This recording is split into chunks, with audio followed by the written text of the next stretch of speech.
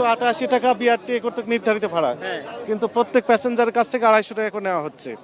এখন বলে যে আসার সময় ফাঁকা আসে, এবং মালিক সমিতি নাকি বলেছে।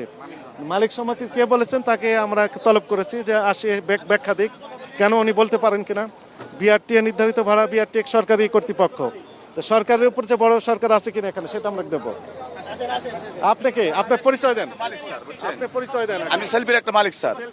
জি জি স্যার, আমি নিজে আমার নিজের গাড়ি নিজে ভাড়া গাড়ি স্যার। এখন একটা গাড়িতে আসলাম স্যার, আমি সেলফি নিয়ে 300 টাকা ভাড়া গাড়ি আসছে স্যার। আমি নিজে ভাড়া গাড়ি স্যার। জি, 300 টাকা আসছে স্যার। আপনি এই গাড়িতে ছিলেন তো? না, আমি গাড়িতে এই গাড়িতে ছিলেন, এই গাড়ি থেকে নেমেছেন? এই গাড়ি আমার না। রেকর্ডেড আমি বলছি। এই গাড়ি স্যার আমার না, এটা স্টাফ আছে।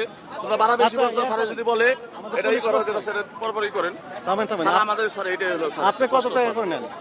স্যার না, আমি তো গাড়ি না না থামেন, আপনি আমি কত স্যার গাড়ি স্যার বলে বসা রাখছি। আপনি কত টাকা করে নিচ্ছেন? আমি স্যার চালাবোই না স্যার গাড়ি। আপনি কত টাকা নিচ্ছেন? কোনো টাকা থাকে না স্যার। এনাকে ধরে নেন তো, উনি ধরেন।